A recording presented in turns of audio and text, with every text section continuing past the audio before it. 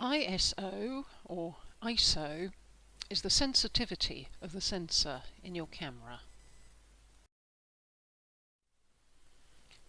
At its most basic, the camera is a box that lets in light for a certain amount of time and captures that light on a sensor.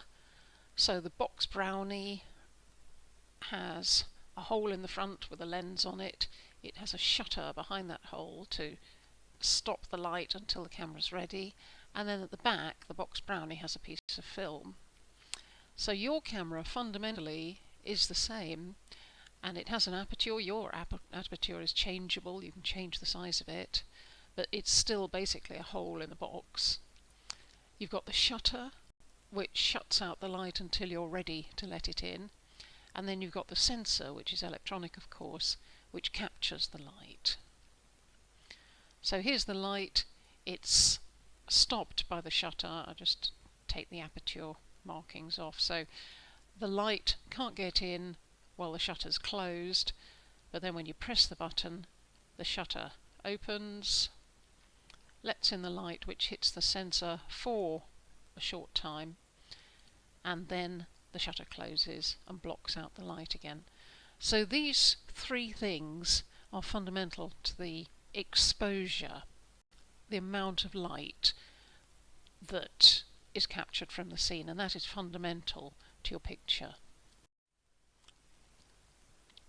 So the amount of light hitting the sensor, which is the exposure, the amount of light hitting the sensor depends on how long the shutter is open, which we call the shutter speed, the size of the aperture, the hole in the camera, the F number, that's measured in F numbers, and then the sensitivity of the sensor, which is measured in ISO, ISO.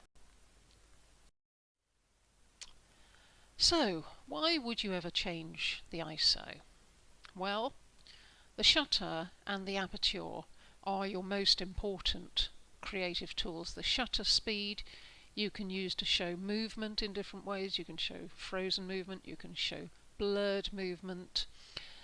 And aperture allows you to vary the depth of field, so you can have lots in focus in the picture front to back, or you can throw the viewer's attention onto your subject by using a very shallow depth of field.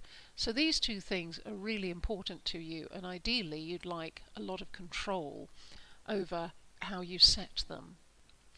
Now if you're outside on a sunny day, it's absolutely fine, you can set them as you like. But quite often you end up in gloomy conditions inside or on a dull day, and you find that there's not enough light. You can't handhold the camera because the shutter speed would need to be below a 60th of a second or a 30th of the second, or whatever the minimum is for your camera. So you go into a dark place, you want to take a picture, there's just not enough light. You've got the biggest aperture, the biggest hole in the front of the camera, you can't increase the aperture. You want to slow down the shutter to get enough light into the camera, but if you do, it's perhaps a 15th of a second, and you can't handhold that, and you haven't got a tripod, there's no convenient surface to put the camera on. And this is where you would increase the ISO. So normally you have the ISO as low as you possibly can. You've been outside photographing, you've got the ISO nice and low from that, as you should have. But now you come in, you can't take the picture you want to take because it's too gloomy.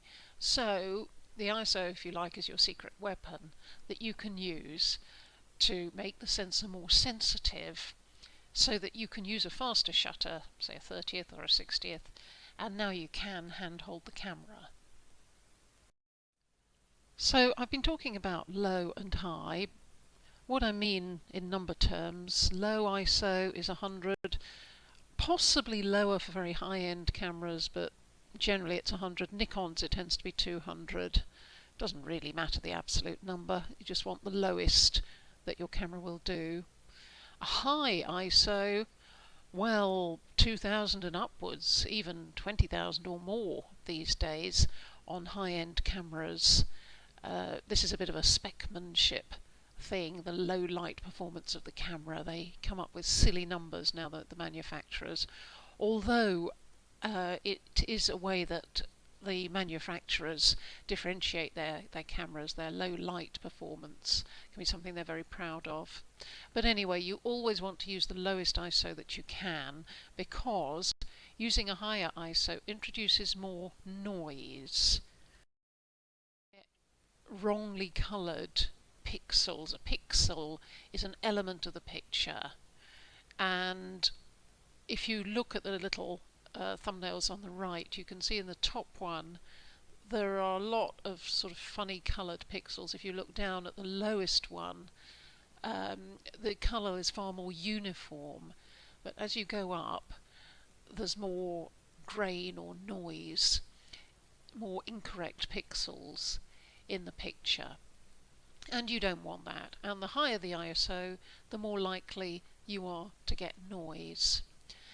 So this will vary by camera. So what you should do, if you want to go into this, is to experiment with your camera.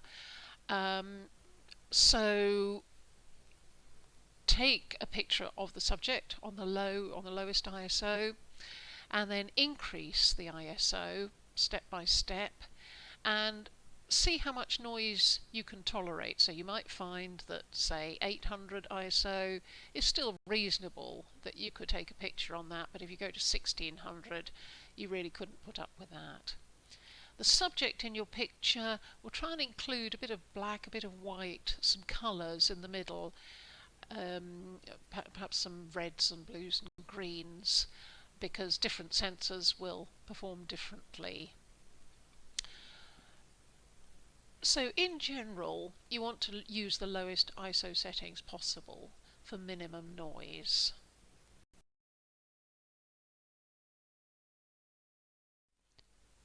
I've been talking about you setting the ISO, you setting it to as low as possible most of the time, and perhaps having to increase it. But the camera should know what I've been telling you. It should know that it should use the lowest ISO when possible, and only to increase the ISO if the shutter speed is getting very slow. So it would be worth seeing what sort of job your camera does on auto ISO. So take the camera out on a brightish day, take it out, see if the ISO is nice and low, and then go somewhere a bit darker. Probably the camera's going to increase the ISO. Take it somewhere really quite dark and see what the highest ISO the camera uses is. You may find that the camera won't use the very highest ISO settings. So then the question is, why not?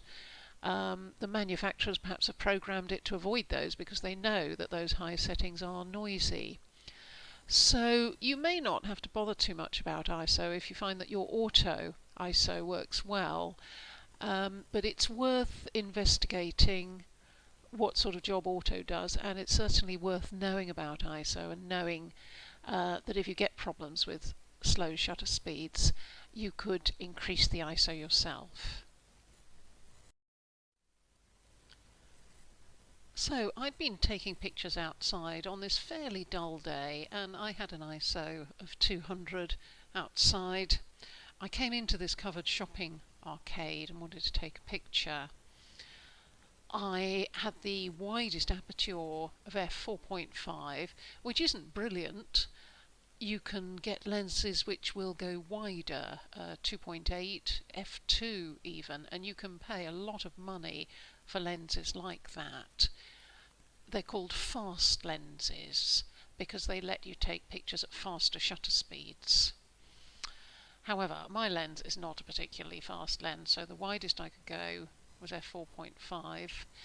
Now, I needed the shutter speed to be at a 60th, but with the ISO I'd been using outside, I couldn't get that. It was more like a 15th, and I knew that with that shutter speed, if I handheld the camera, I would shake. I would get camera shake. I can't handhold at that sort of speed. I need a 60th of a second with that camera and with that lens. And so in order to get that combination of aperture and shutter speed, I had to increase the ISO to 640. So with my widest aperture to get the shutter speed really that I needed, I had to increase the ISO to 640. Now my camera is somewhat elderly. On a newer camera that would probably still be very acceptable, but on my camera it's not brilliant, and I was getting noise, grain and speckles, which you don't see particularly in this picture, the size it is on a monitor. But if I made it into a print, and certainly if I made it into an A5 or an A4 print, you would start to see the noise. And if I enlarge the banner in the arcade, you can see it's meant to be a red banner with yellow logo on it, and it doesn't look right, and there's sort of blue shaded areas behind it that have got speckles in that are the wrong colours. So this is quite a noisy picture, and it's because for my camera I have quite a high ISO. So to summarise, the ISO is the sensitivity of the sensor. Auto ISO may work fine. It's worth experimenting and seeing whether your camera uses it well. Generally the camera should be keeping it on the lowest setting, or if you're setting ISO yourself, you should. The lower the ISO, the better the picture quality. As you raise ISO, the sensor becomes more sensitive, and that does allow you to take pictures in darker conditions. But the downside is that the picture becomes more noisy or grainy or speckled. So a high ISO is useful for indoor photography or for poor light conditions where you need a fast shutter, but if you can, keep it as low as possible.